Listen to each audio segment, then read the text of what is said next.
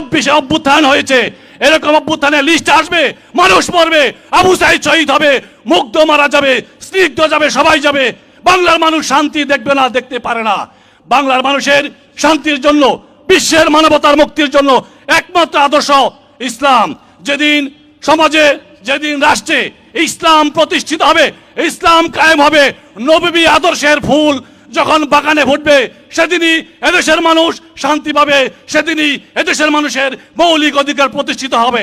আলহামদুলিল্লাহ, এ পর্যায়ে গুরুত্বপূর্ণ বক্তব্য রাখবেন ইসলামী ছাত্র আন্দোলন বাংলাদেশ চরমোনাই কমিয়া শাখার সাবেক সভাপতি ও শাইখে চরমোনাইর একান্ত সচিব হযরত মাওলানা মুফতি আবু বকর সিদ্দিক সাহেব দামাত বারকাতুহুল আলিয়া।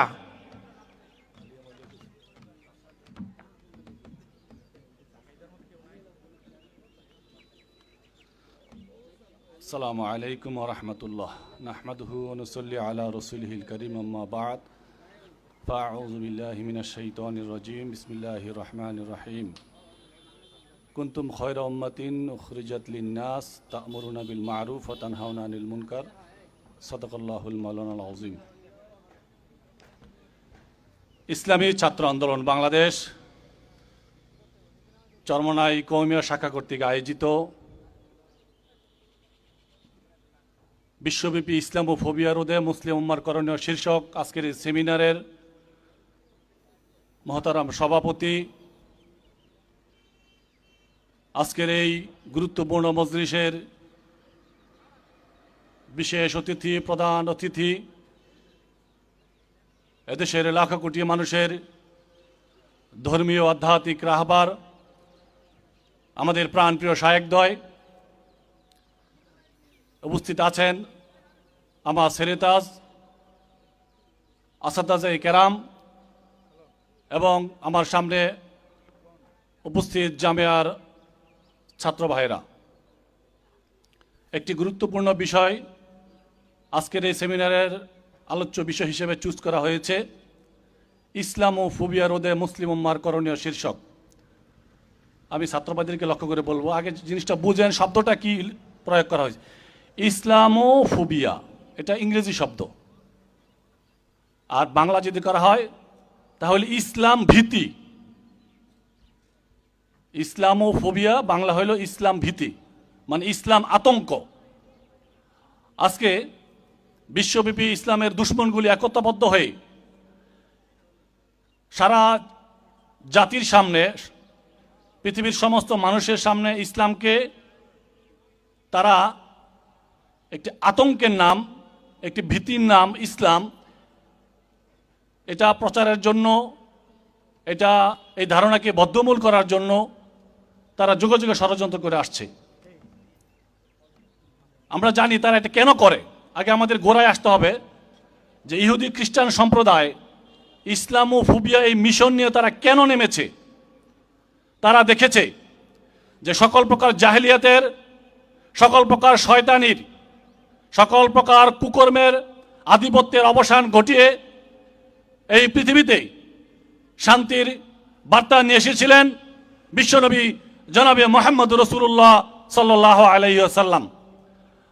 আর যার বদৌলতে সেই আইয়ামে জাহেলিয়াত, যেই যুগ, যেই সময় আরবের মধ্যে বিরাজমান ছিল, সেই আইয়ামে জাহেলিয়াতকে দূর করে একটি সুন্দর, কল্যাণময়, একটি শান্তির সমাজ ব্যবস্থা প্রিয় নবী হযরত মুহাম্মদ সাল্লাল্লাহু আলাইহি সাল্লাম উপহার দিয়েছিলেন।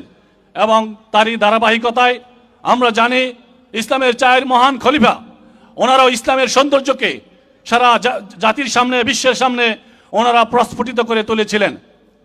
অতএব ওনারা গবেষণা করে দেখলেন, যদি ইসলামের সৌন্দর্য এবং ইসলামের মহান আদর্শ যদি এভাবে ধীরে ধীরে মানুষের সামনে প্রস্ফুটিত হতে থাকে, ইসলাম নামক গোলাপের ঘ্রাণ যদি ছড়াতে থাকে, তাহলে তাদের শয়তানি, তাদের সেই ইবলিসিপনা, তাদের সেই আধিপত্যবাদী, সাম্রাজ্যবাদী সেই শাসন ব্যবস্থা পৃথিবীতে থাকবে না, পৃথিবীতে চলবে না।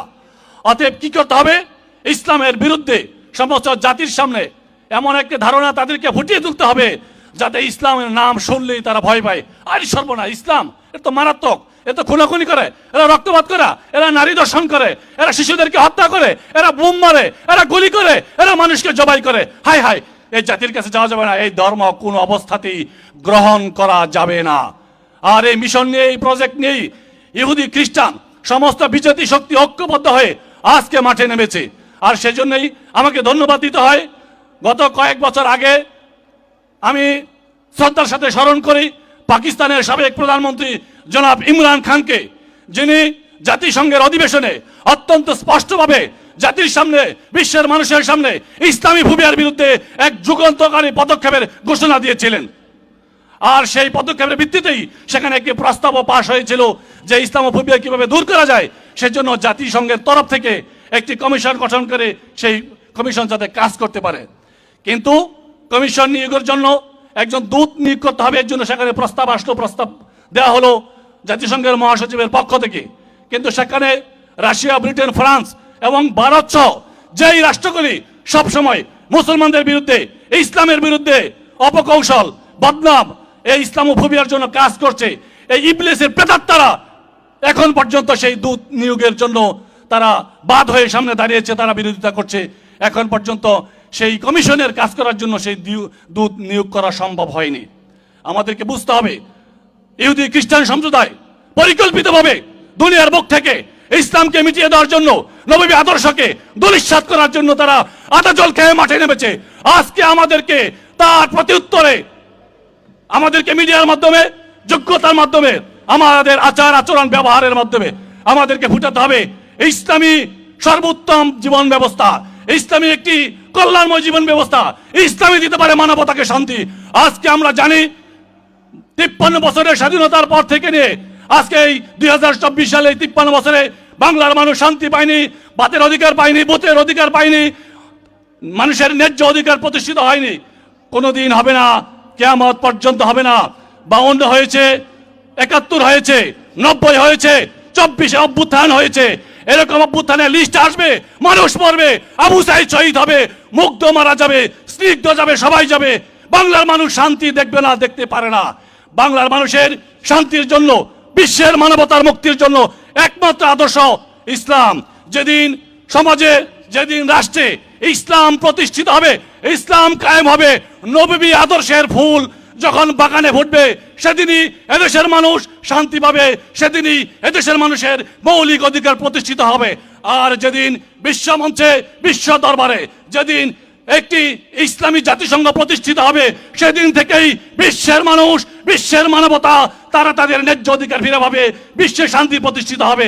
অতএব আমাদেরকে প্রথমত এই বাংলার জমিনে ইসলাম প্রতিষ্ঠার জন্য শাইখে চরমোনাই আমাদের পীর সাহেব হুজুর দামাত বারকাতুহুর নেতৃত্বে, আমাদের শাইখ মুর্শিদ রাহমাতুল্লাহ আলাইহির রেখে যাওয়া মিশনকে সামনে নিয়ে আমরা যদি কাজ করতে পারি, আমাদের যোগ্যতা প্রস্ফুটিত করতে পারি, আমরা যদি আমাদের মেধা, দক্ষতা, আমল আখলাক নিয়ে ময়দানে ঝাঁপিয়ে পড়তে পারি, ইনশাআল্লাহ সেদিন বেশি দূরে নয়, এই বাংলার জমিনে এই ইসলামের পতাকা উঠবে, কালিমার পতাকা উঠবে। বাংলাদেশ হবে একটি কল্যাণ রাষ্ট্র, একটি মানবতাবাদী রাষ্ট্র, একটি স্বাধীন রাষ্ট্র, একটি সর্বশ্রেণীর মানুষের অধিকার প্রতিষ্ঠার রাষ্ট্র। আল্লাহ তাআলা আমাদেরকে বাংলার জমিনে সকল প্রকার জাহেলিয়াতের অবসান ঘটিয়ে একটি কল্যাণ রাষ্ট্র, ইসলাম হুকুমত প্রতিষ্ঠার জন্য আমরণ সংগ্রাম করার তৌফিক দান করুন। ওমা আলাইনা ইল্লাল বালাগ। আসসালামু আলাইকুম ওয়া রাহমাতুল্লাহি ওয়া বারাকাতুহু। আলহামদুলিল্লাহ।